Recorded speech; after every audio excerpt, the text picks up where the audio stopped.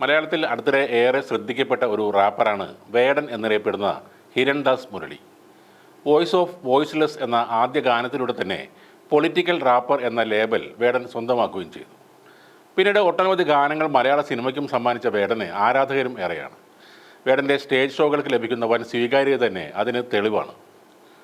അടുത്തിടെ ഒരു അഭിമുഖത്തിൽ കേരളത്തിലെ ജാതി വ്യവസ്ഥയെക്കുറിച്ച് വേടൻ പറഞ്ഞ വാക്കുകളും ശ്രദ്ധേയമായിരുന്നു.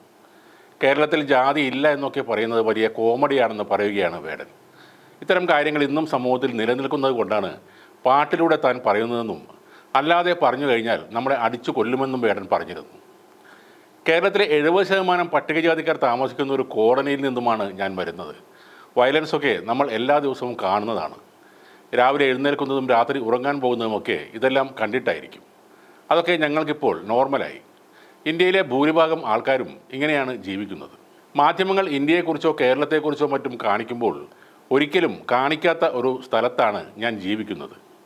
ഞാൻ പാണനല്ല, പുലയനല്ല, നീ തമ്പുരാനുമല്ല, ഇതൊക്കെ പാട്ടിലൂടെ നമുക്ക് പറയാൻ കഴിയൂ. പുറത്തുപോയി പറഞ്ഞാൽ നമ്മളെ അടിച്ചു കൊല്ലുമെന്നും വേടൻ പറഞ്ഞിരുന്നു.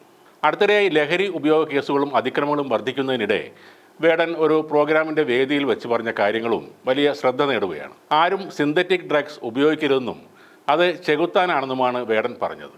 മക്കളെ, സിന്തറ്റിക് ഡ്രഗ്സ് അടിക്കുന്ന 10 പേരിൽ 2 പേര് മരിച്ചു പോകും. അത് ചെകുത്താനാണ്. ദയവ് ചെയ്ത് അത് ഒഴിവാക്കണം.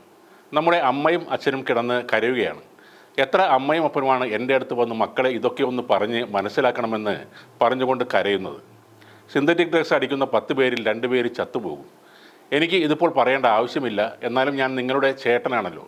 അനിയന്മാരോടും അഞ്ചത്തിമാരോടും പറയേണ്ട കടമ എനിക്കുണ്ടല്ലോ. ഇതാണ് വേടൻ ആ വേദിയിൽ പറഞ്ഞത്. നിറഞ്ഞ കയ്യടികളോടെ കാണികളത് ഏറ്റെടുക്കുകയും ചെയ്തിട്ടുണ്ട്. എന്നാൽ പലർക്കും അത് വേടൻ പറഞ്ഞതുകൊണ്ട് അത്രയ്ക്ക് രസിക്കുന്നില്ല. വേടനോടും അയാളുടെ വാക്കുകളോടും അവർക്ക് പുച്ഛമാണ്. അത് കാഴ്ചപ്പാടിൻ്റെ മാത്രം പ്രശ്നമല്ല. വേടൻ്റെ കാര്യത്തിൽ ചില മുൻധാരണകളും ഇവർക്കുണ്ട്. വേടൻ വെറും കഞ്ചാവാണെന്നും കോളനി വാസിയാണെന്നും മനസ്സിൽ ഉറപ്പിച്ച കുറേ ആളുകളുണ്ട്. സിന്തറ്റിക് ഡ്രഗ്സ് ഉപയോഗിക്കുമ്പോൾ ശരീരത്തിനും മനസ്സിലും വലിയ ശക്തിയുള്ളതായി തോന്നും. എന്നാൽ കുറച്ച് നാളുകൾ കഴിഞ്ഞാൽ ഈ പറയുന്ന ശരീരവും മനസ്സും തകർക്കുന്ന ചെകുത്താൻ തന്നെയാണ് സിന്തറ്റിക് ഡ്രഗ്സ്. നല്ല ആരോഗ്യമുണ്ടായിരുന്ന പലരും ഇതിൻ്റെ ഉപയോഗം മൂലം ഒന്ന് നിവർന്ന് നിൽക്കാൻ പോലും കഴിയാത്ത അവസ്ഥയിലാണിപ്പോൾ. നിങ്ങളുടെ പല്ലുകൾ കൊഴിഞ്ഞു പോയേക്കാം, എല്ലിന് തേയ്മാനവും ബലക്കുറവും ഉണ്ടായേക്കാം. ഒരു ഓഫീസ് ജോലി ചെയ്യാൻ പോലും നിങ്ങൾക്ക് പറ്റാതെ വരും.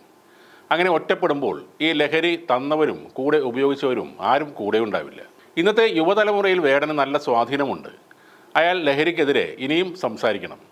അത് ഗുണപരമായ ഒരു മാറ്റം നമ്മുടെ കുട്ടികളിൽ ഉണ്ടാക്കും.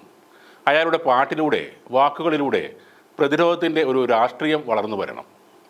നിറത്തിൻ്റെയും ജാതിയുടെയും പേരിൽ പരിഹസിക്കുന്നവർ അത് ചെയ്തു കൊള്ളട്ടെ. ഈ നാട്ടിൽ തന്നെയാണ് IM വിജയനും കലാഭവൻ മണിയും വിനായകനും ഒക്കെ ഉള്ളത്. വേടൻ്റെ പാട്ടുകൾ ഇഷ്ടമല്ലെങ്കിൽ അത് ഒഴിവാക്കി വിടാം. പക്ഷേ അയാൾ സമൂഹത്തിന് ചില നല്ല സന്ദേശങ്ങൾ നൽകുമ്പോൾ അത് കേട്ടില്ലെന്ന് നടിക്കരുത്. അതിനെ തള്ളിക്കളയരുത്.